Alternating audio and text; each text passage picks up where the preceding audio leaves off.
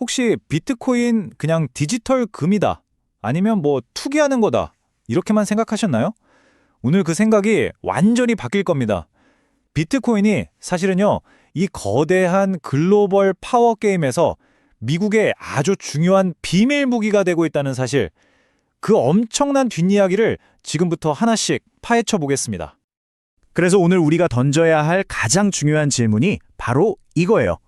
그냥 사고 파는 투자를 넘어서 비트코인의 진짜 목적은 대체 뭘까 하는 거죠. 이 큰 그림을 제대로 보려면 우리가 먼저 알아야 할 게 있어요. 바로 돈이 어떻게 움직이는지, 그러니까 금융 시스템이 돌아가는 가장 기본적인 원리부터 짚고 넘어가야 합니다. 금융이라고 하면 왠지 막 복잡하고 어렵게 들리잖아요? 근데 그 본질은 생각보다 되게 간단해요. 한마디로 돈을 여러 차원으로, 그러니까 시간이나 공간, 심지어 위험까지 넘나들게 이동시키는 기술이거든요. 우리가 비트코인이라는 이 새로운 시스템을 이해하려면 이 기존 시스템이 어떻게 돌아가는지부터 알아야겠죠? 자, 돈은요, 크게 세 가지 여행을 떠나요. 첫 번째는 바로 시간 여행입니다. 우리가 붓는 연금, 이거 미래에 나한테 보내는 돈이잖아요. 반대로 학자금 대출은 미래의 돈을 지금 땡겨 쓰는 거고요. 두 번째는 공간 여행. 옛날에 사우디 오일머니가 고 정주영 회장의 조선소로 흘러들어와서 대박이 났던 것처럼 돈은 국경을 휙휙 넘나들죠. 그리고 마지막 세 번째, 바로 위험이라는 차원을 이동해요. 예를 들어 환율이 오를까 내릴까 걱정될 때 그 위험을 은행 같은 곳에 넘겨버리는 거죠. 자, 그럼 이 모든 시간, 공간, 위험을 넘나드는 여행을 가능하게 하는 핵심 동력, 그 엔진은 뭘까요? 딱 한 단어입니다. 바로 신뢰예요. 믿음이죠. 모든 금융 거래는 결국 너, 나 믿을 수 있어? 이 질문에서 시작하고 끝나는 겁니다. 근데 뭐 세상이 말로만 믿는다고 해서 돌아가진 않잖아요, 그렇죠? 그래서 우리가 만들어낸 장치가 바로 담보라는 겁니다. 혹시나 무슨 일이 생길까 봐 미리 맡겨두는 자산. 이게 바로 이 거대한 금융 시스템 전체를 떠받치고 있는 가장 확실하고 강력한 신뢰의 증거인 셈이죠. 그리고 바로 이 지점에서 정말 모든 판을 뒤엎는 사건이 터집니다. 바로 월가의 심장이라고 할 수 있는 JP모건이 비트코인을 담보로 공식적으로 인정한 거예요. 여러분, 이건 그냥 뉴스 하나가 나온 게 아닙니다. 이건 낡은 금융제국이 비트코인을 더 이상 그냥 투기 자산이 아니라 금융 시스템의 기초가 될 수 있는 진짜 자산으로 인정했다는 역사적인 신호탄인 겁니다. 아니, JP모건이 대체 왜 이런 결정을 했을까요? 자, 지금 우리가 쓰는 금융 시스템을 한번 생각해 보세요. 주식 사면 바로 들어오나요? 아니죠. 이틀이나 걸리잖아요. 해외로 돈 보내려면 뭐 일주일씩 걸리기도 하고요. 너무 느리고 구식이고 비효율적이에요. 그런데 블록체인을 기반으로 한 이 새로운 시스템은 완전히 달라요. 거의 모든 거래가 실시간으로 처리되고 수수료는 엄청나게 싸고 무엇보다 사람의 감정이나 실수 같은 게 끼어들 틈이 없어요. 정말 비인간적일 정도로 정확하죠. 이건 그냥 좀 좋아지는 수준이 아니라 아예 시스템 전체를 껐다 켜는 재부팅 수준의 혁신인 겁니다. 자, 여기서부터 이야기가 갑자기 스케일이 확 커집니다. 지정학적인 차원으로 넘어가거든요. 아니, 불과 얼마 전까지만 해도 기존 질서를 위협하는 골칫덩어리 취급을 받던 이 시스템을 왜 갑자기 미국 정부랑 월가가 이렇게 적극적으로 품에 안기 시작했을까요? 그 뒤에는요, 정말 거대한 권력의 이동이 숨어 있었습니다. 여러분, 그거 아세요? 불과 몇 년 전만 해도 비트코인 세계의 왕은 중국이었어요. 거의 모든 걸 중국이 쥐고 있었죠. 그런데 2021년에 중국 정부가 아주 큰 실수를 합니다. 자기네 나라에서 돈이 빠져나가는 걸 막겠다고 비트코인을 아예 전면 금지시켜버린 거예요. 바로 그 순간 거대한 힘의 공백이 생겼고 그 틈을 미국이 놓치지 않고 완벽하게 파고들어서 모든 주도권을 싹 가져와 버린 겁니다. 이 수치들이 그 극적인 변화를 아주 명확하게 보여주죠. 한때 75%까지 치솟았던 중국의 채굴 점유율이 지금은 거의 제로가 됐어요. 사라져버렸죠.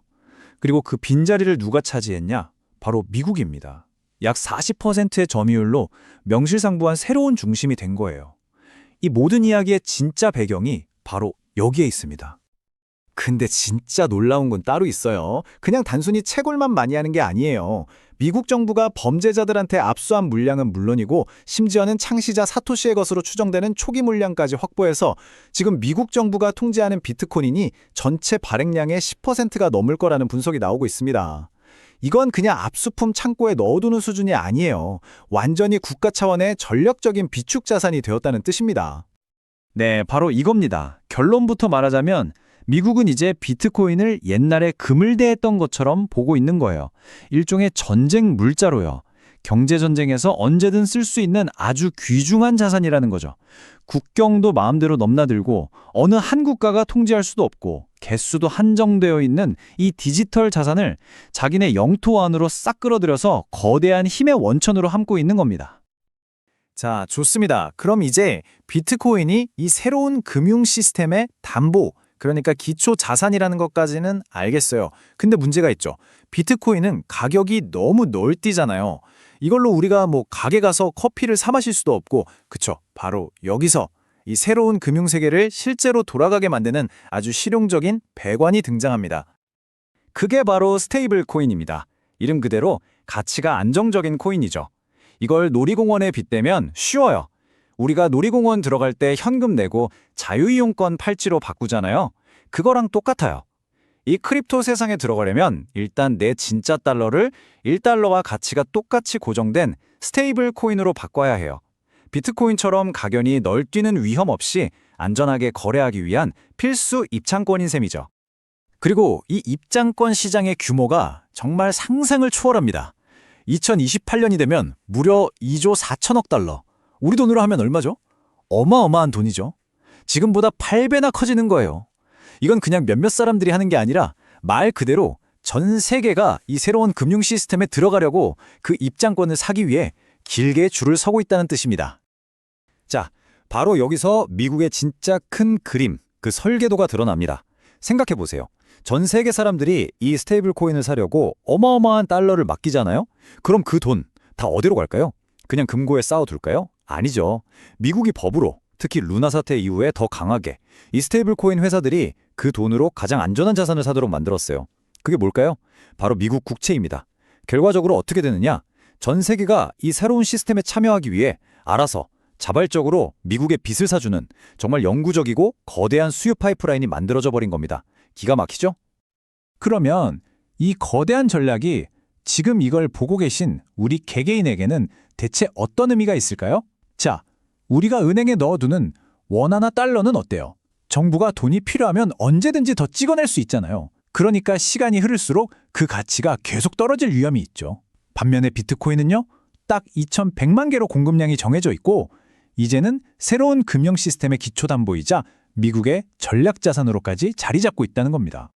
그래서 오늘 이야기의 마지막 질문을 여러분께 던지면서 마무리하려고 합니다. 자, 한쪽에는 필요할 때마다 무한정 돈을 찍어낼 수 있는 낡은 시스템이 있습니다. 그리고 다른 한쪽에는 개수가 딱 정해진 유한한 자산을 기반으로 완전히 새로운 금융 질서가 세워지고 있습니다. 이런 세상에서 과연 여러분의 소중한 미래를 지켜줄 가장 안전한 금고는 어디가 될까요?